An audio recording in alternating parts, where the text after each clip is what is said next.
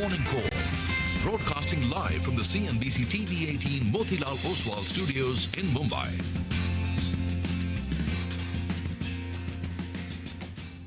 Hello and welcome to Bazaar Morning Call. You're watching us live from the Motilal Oswal studio right here in Mumbai. I'm Sonia Shenoy and joining me is Nigel D'Souza and Prashant Nair. Nigel, good morning.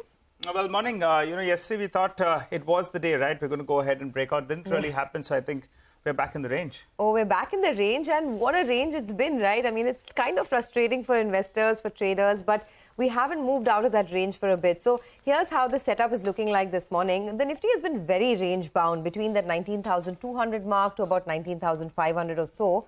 Now, yesterday, although the markets, the implied opening this morning is also indicating that the start will be in the green, and yesterday was not a bad session.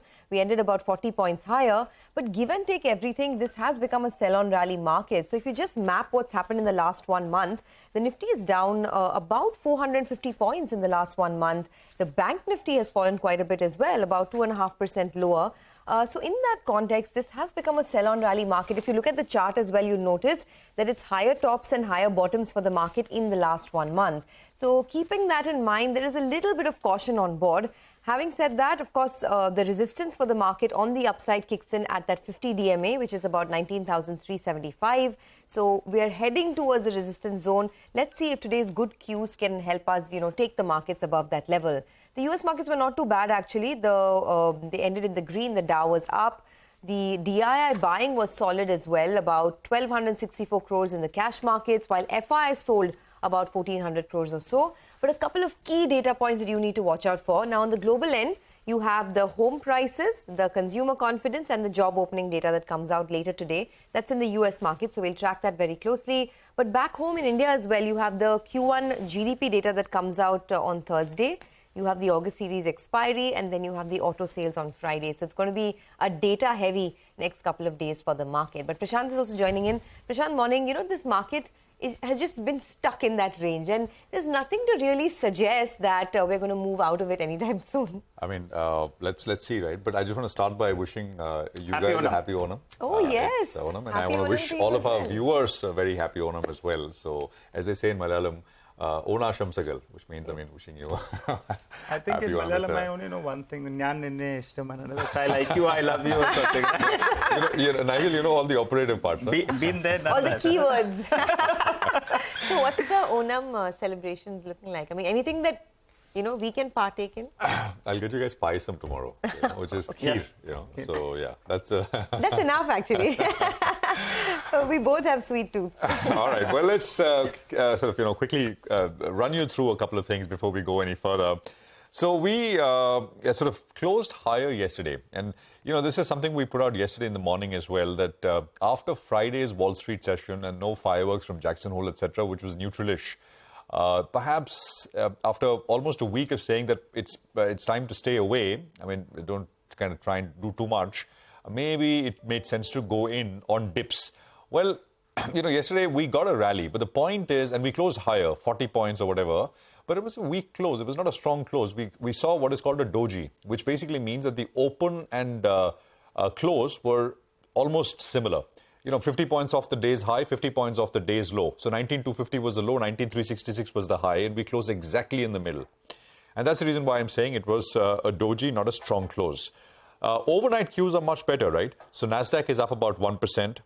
10-year is, the yield has gone down 3 basis points. Dollar index is well behaved. It's down about 0.25%, just from above 104. It's now under 104. These are the two things which were flashing red. Even on Friday, they were not coming off, even as equities were rallying. They have come off a little bit this morning. Anyway, Sonia mentioned lots of data, right? Jolts on today, core PCE on Thursday, and then payrolls on Friday. So that's basically the data which we will continue to get. Market pricing of what the Fed will or will not do has not really moved that much, even after Jackson Hole. As I said, there was enough dovish things, there were enough hawkish things said, so it kind of cancelled each other out. Not very much to take away. But this data perhaps can move that, so we'll keep an eye. Coming back to levels, a first job for the Nifty is to close above the doji high, which is yesterday's high. So which is 19,367. That's the first one. We are at 19,300 as of right now. And then after that, you get to the 20-day moving average, which is 19,472. That is some distance away, about 170 points away from where we are right now. On the way down, I mean, the low was broken. I mean, the prior week's low was broken, and the new low, which was made, was 19,230. So if this setup is to work, which is repair, slightly more constructive kind of market going ahead, the low of 19,230 should not go. Again, that is close by, right? 70 points away from where we are. Perhaps, I mean, if you closer to it, that becomes, the risk reward becomes much more attractive to try and go long in this market. The Bank Nifty is stronger, and that has been true for a week now, right? It's been stronger as compared to the Nifty.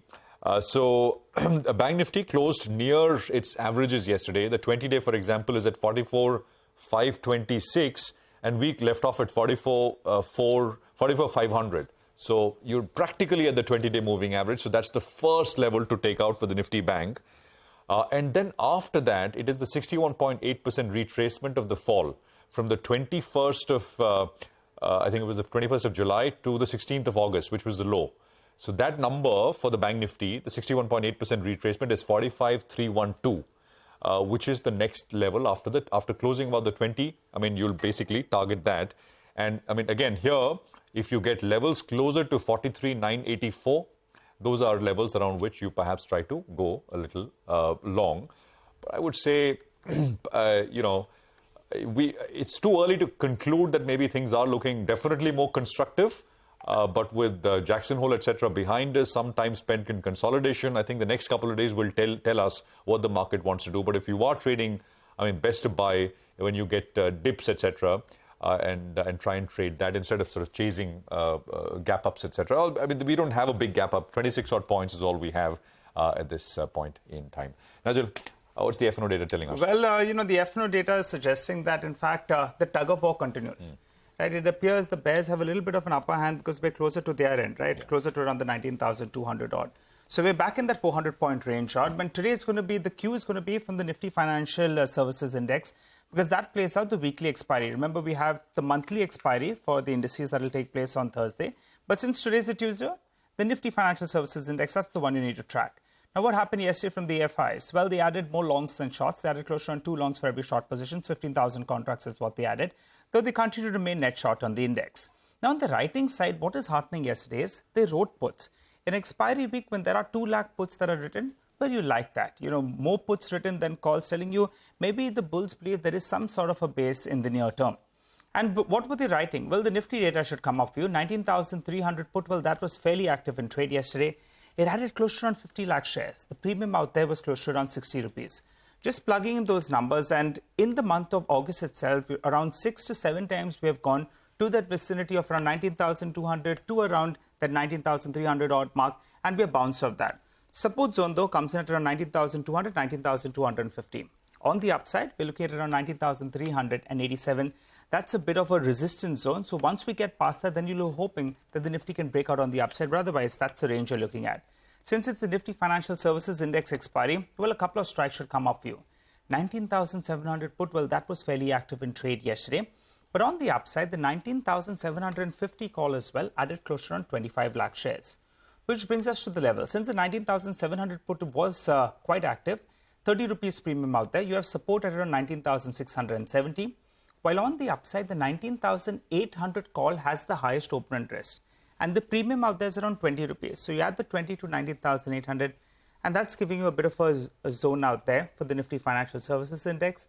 The Gift Nifty is suggesting a start in the green, but I think buying the dips and squaring off your position in today, that's going to work. Remember, the Nifty, the fresh breakout level will be 19,387. So I'll watch that closely while the tug of war does continue. Okay, well, a couple of things to watch, right? I mean, if you look at what's happened this month, and we're at the fag end of the month, a lot of heavyweights have dragged this market lower. So whether it's ITC, which is down 5%, SBI is down about 8%, L&T, of course, has done much better than its peers. But a lot of, just look at it month to date. SBI 8% lower, Britannia down 6%, ITC under pressure, HDFC Bank, of course, has been a laggard. So this is a market where we've seen heavyweights dragged this market lower in the last 1 month or so. But before we start, let me tell you what's lined up in the first half hour of the show today. We'll get you updates from the market across the globe. Rajat Bhattacharya of Standard Chartered will be joining in to discuss the global trade setup. Our research team will bring you CNBC-TV18's list of top 10 stocks for the day. At 8:30, we'll do a fundamental stock analysis with Pramod Amte of Incred Capital.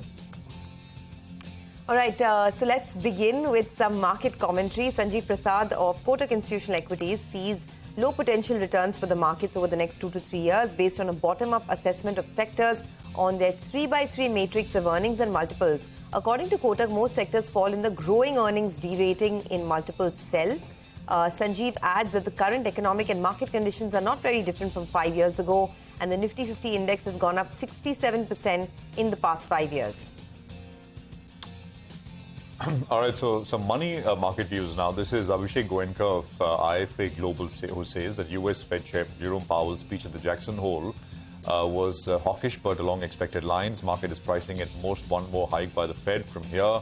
China's growth concerns have kept Brent crude prices capped. In a nutshell, stable US rates, a stable yuan and stable crude prices have caused the rupee to recover. He expects the rupee to remain stable and trade between 82.4 to 83.7 to the dollar over the medium run. And on the bonds, Ajay Magnolia of JM Financial says elevated US yields and a hawkish Fed are keeping the bond market volatile, and a mirror impact can be seen on the Indian bond market. Q1 GDP data due this week. The liquidity seems to be under control with crude prices being stable, and this bodes well for the market. With no major data released today, he expects the 10-year benchmark bond yield to trade in a range of 7.15 to 7.20%.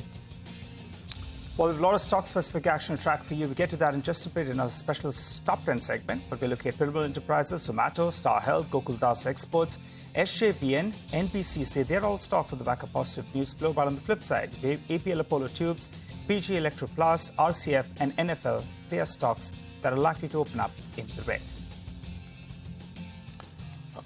All right, Rajat Bhattacharya is with us. He's